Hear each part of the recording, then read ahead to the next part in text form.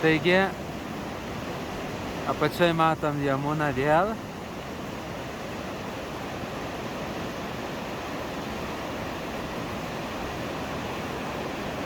Čia yra parikramos takas. Kilsime šito taku link Jamunos šventiklėlės. Kylu su mulu. Po to jau vaizdas bus nebestabilus, nes nuo mulo filmuosiu. O čia yra jau pati pradžia, parikramos kelio, labai graži. Apačioj teka Jamuna.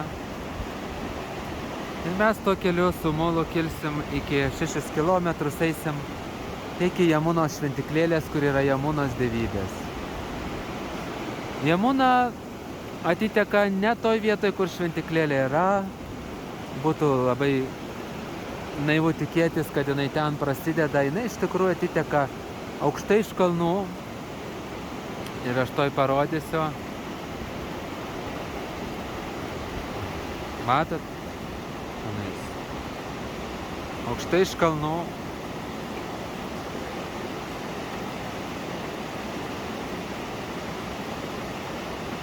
Bent jau man tai pasakojo vietiniai žmonės. Ir iki to šventiklėlės jinai dar 10 kilometrų teka. Aišku, jinai atiteka labai šalta, rankas gelia, jau čia nieks nenusimaudys, nebent sveikuoliai lietuviai, kurie ketėse maudasi. Va, žmonių čia yra žymiai mažiau negu Kederinathe ar Badrinathe. Yra labai ramu, labai jauku, labai švelnu. Kelias yra geras, su vaturėklais, nenukrisi. Labai jaučiasi Jamuna. Guru ir sakė, aš jau kartosiu turbūt, kad Guru atėjo grinai dėl to, kad Krišnos žaidimuose sudalyvaut. Jamuna atėjo tam, kad sudalyvaut Krišnos žaidimuose.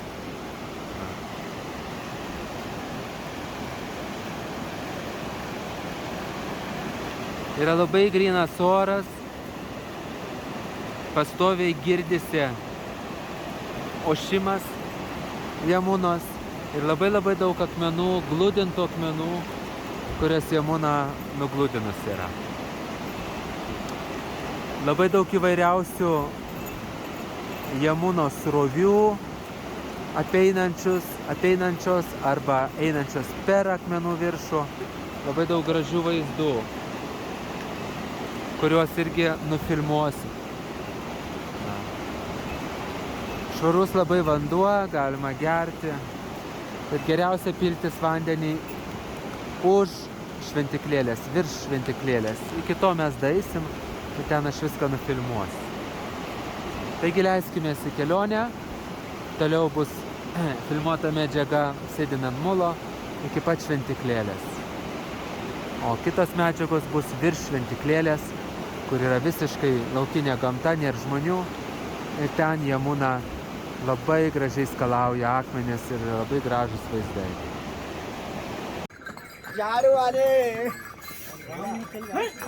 Taigi, Jamunotris, einame su mulais į Jamunotrį, Jamunos ištakas, prie Jamunos šventiklėlės. Tikrai geresnė padėtis negu Kederinathe, keliai yra žymiai geresnė, matot, betonuoti. Mažiau skubėjimo, mažiau žmonių, mažiau mulų ir varovai neskubina taip stipriai tų mulų. Aišku, jie čia būna per užpakaliuką biškį trenkia ar padrasina, bet tai, kas buvo Kederinathe, tai tikrai taip nėra.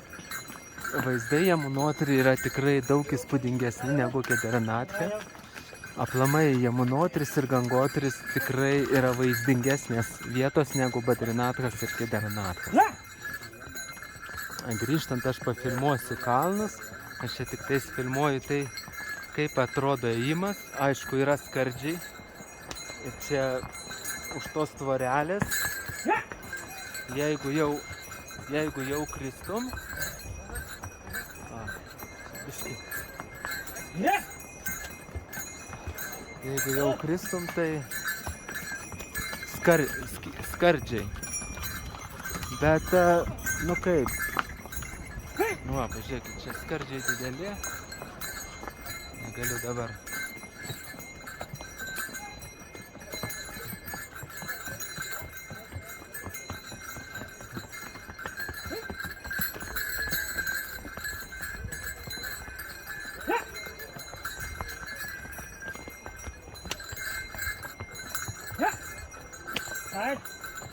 Čia mes vis dėlto esam netoli 3 km aukštyje ir nereikia bijot. Yra varovai, jie neleidžia nusigrybauti, net jeigu tas arklys sukluptų, man buvo vieną kartą suklupęs, tai šitas mulas, tai jie nekrenta iš šono. Jie tiesiog, jeigu suklumpa, tai ant priekinių kojų arba ant galinių kojų.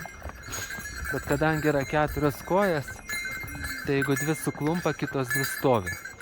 Dar nemačiau, kad mulas ar arklys virstų į kairę ar į dešinę. Nu šiaip, nebent tu su visu savo svoriu ten specialiai jį kažkaip tai lenktum ir, nesąmonės darytum. Bet šiaip tokių dalykų nebūna. Dėl to į tą dalyką reikia ramiai žiūrėti. Jeigu baisu, tai, kaip pasakyti, gali nežiūrėti. Bet vaizdai labai gražus. Ypatingai, kai saulėta diena. Ir šiandien mums viešpats davė tikrai gražią dieną. Saulė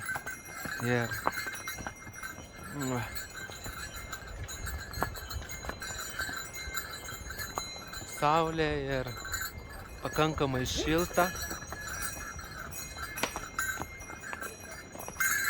Viršui matosi Himalajų, baltas viršūnės.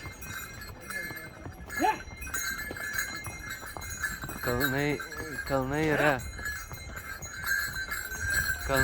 aukšti.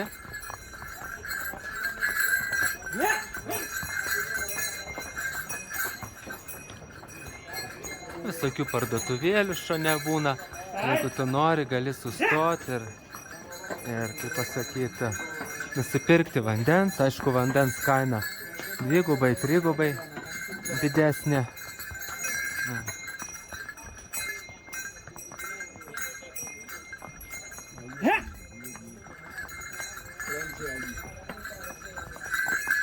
Ir viso kelias yra 6 kilometrai.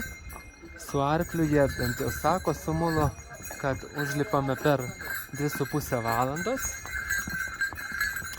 Tai čia tau ne Kedernatas, kur reikia lipti 4,5 valandos. Va. Kokia graži panorama.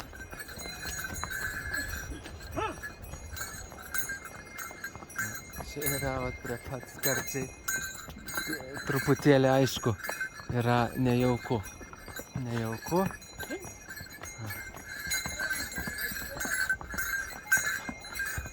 O grįšiu pėsčiomis.